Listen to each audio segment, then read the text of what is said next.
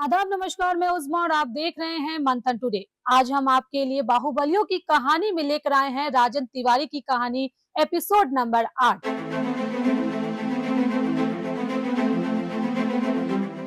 कहते हैं कि पुलिस की मार से तो भूत भी भाग जाते हैं या फिर तोते की तरह कबूलनामे उगलने लगते हैं। लेकिन जरा सोचिए, वही पुलिस अगर किसी माफिया के नाम से कांपने लगे और अदालत के वार्डन तक उसका कुछ ना बिगाड़ पाए तो।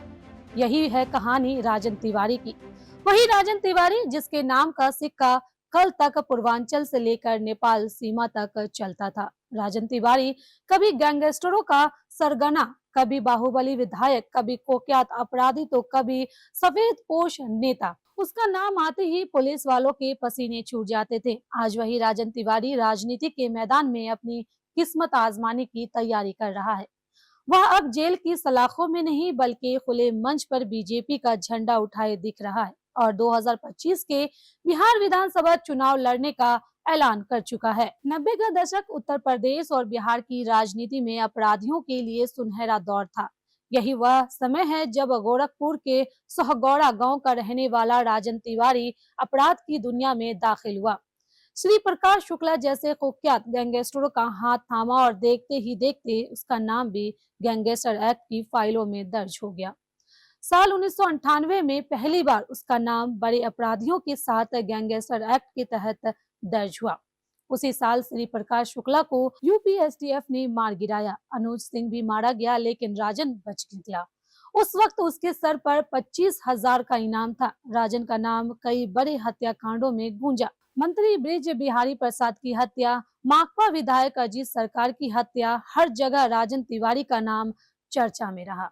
निचली अदालतों से उसे उम्र कैद तक मिली लेकिन पटना हाई कोर्ट से वह बरी होता चला गया।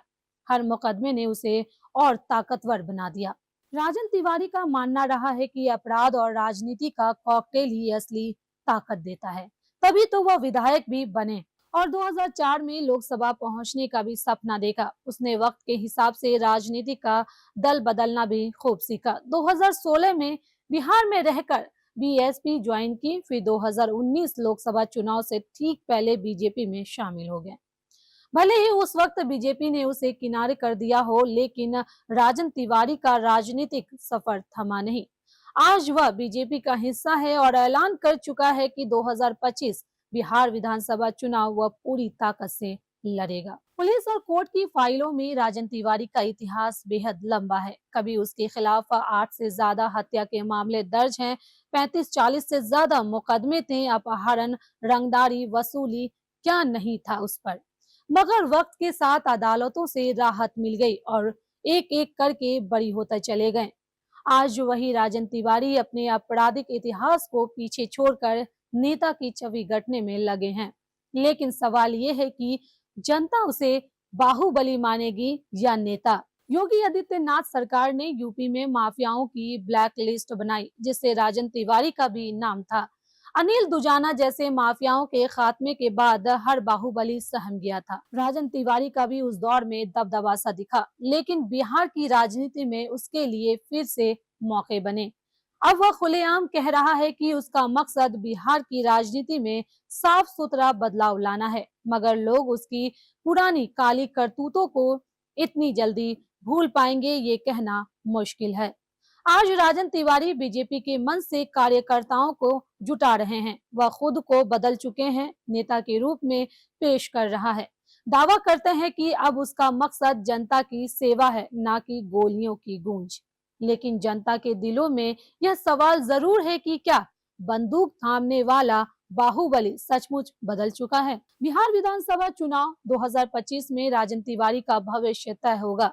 अगर जनता ने उसे स्वीकार कर लिया तो वह राजनीति के नए सितारे के तौर पर उभर सकता है, वरना उसके लिए फिर से वही पुराना अंधेरा इंतजार करेगा, जहां कानून और खाकी उसके पीछे लगी रहती थी। इस खबर में फिलहाल इतना ही। हम हर रोज रात 8 बजे आपके लिए इसी तरह बाहुबलियों की कहानी लेकर आएंगे, देखना ना भूलें।